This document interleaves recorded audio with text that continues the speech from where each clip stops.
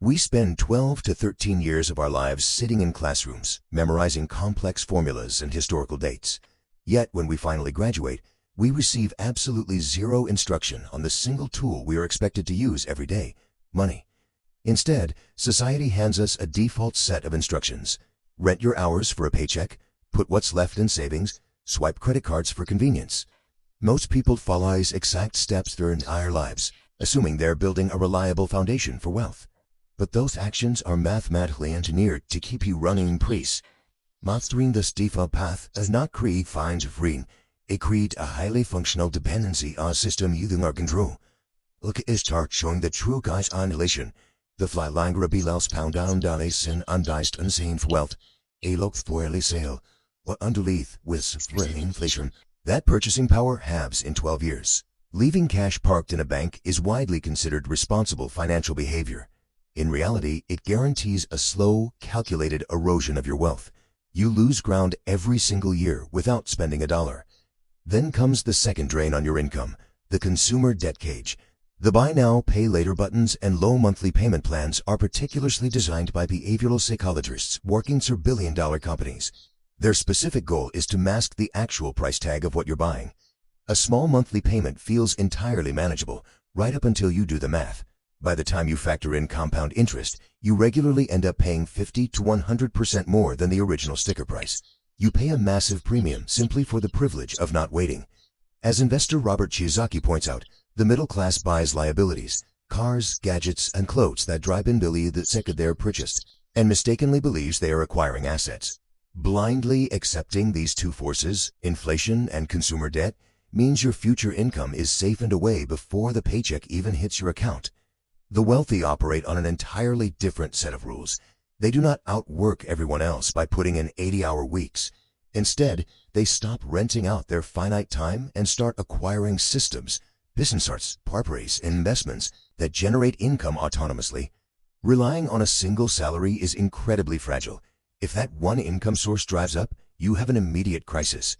Building extreme financial resilience requires establishing multiple independent streams so that losing one become a minor inconvenience rather than a disaster. To acquire the capital need to build those systems, you first have to build career capital. Being average at 10 different tasks makes you easily replaceable. Becoming exceptionally skilled in one rare, valuable niche gives you the leverage to name your price. When Warren Buffett is asked what single skill he recommends to a young person, he doesn't say accounting or stock analysis. He says communication and sales. You have to make your value unignorable to the market. Foundational communication frameworks, those taught by Dale Carnegie, show you how to translate your personal expertise into something people actually want to pay for. This is about communicating value clearly, not manipulating people. Mastering a rare skill and pairing it with the ability to persuade gives you ultimate leverage. It is the exact combination required to stop trading finite hours for dollars. There's a massive gap in fact knowledge separating the middle class from the elite. Billionaires routinely structure their finances to pay significantly lower effective rates than their own employees. Let's run a scenario. See an investor as a stock portfolio has grown to $100 million.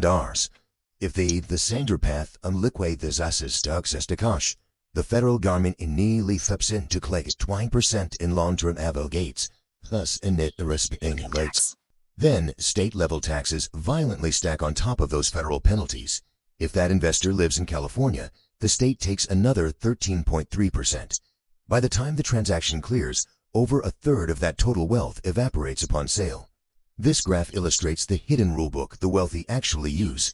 As they're selling, they approach the bank and borrow cash and their appreciating portfolio. Because loan proceeds are not classified as income, they secure their liquidity with zero tax liability. They pay a tiny 3% interest rate to the bank, while their underlying asset continues climbing at 8 to 10%. And here's the ultimate generational payoff. When they pass those intact assets to their heirs, the law triggers what is called a stop-up in basis.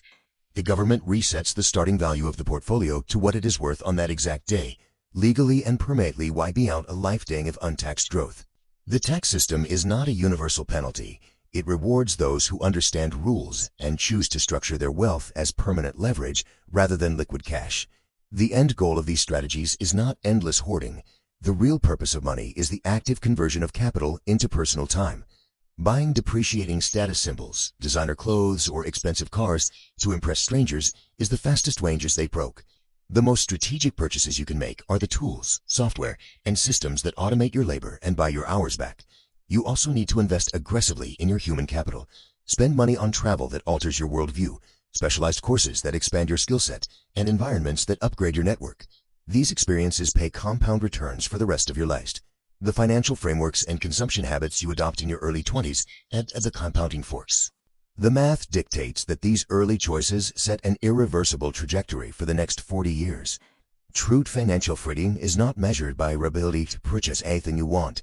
It is measured by possessing the absolute autonomy to dictate exactly how you spend the rest of your life.